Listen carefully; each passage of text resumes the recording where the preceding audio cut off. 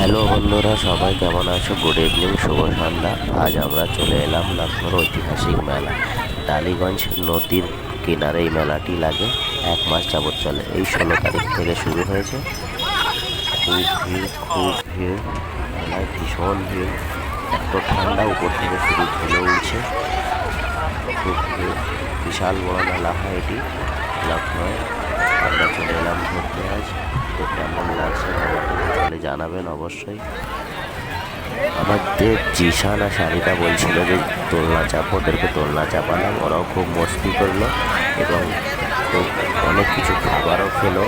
বিভিন্ন ধরনের খাবার পাওয়া যায় এখানে। আর ভিডিওটি কেমন লাগলো সকলে একটু জানাবেন কমেন্ট করে, শেয়ার করে দেবেন। শেয়ার করতে একদম ভুলবেন না। লাইক কমেন্ট শেয়ার করে দেবেন। ধন্যবাদ সকলকে।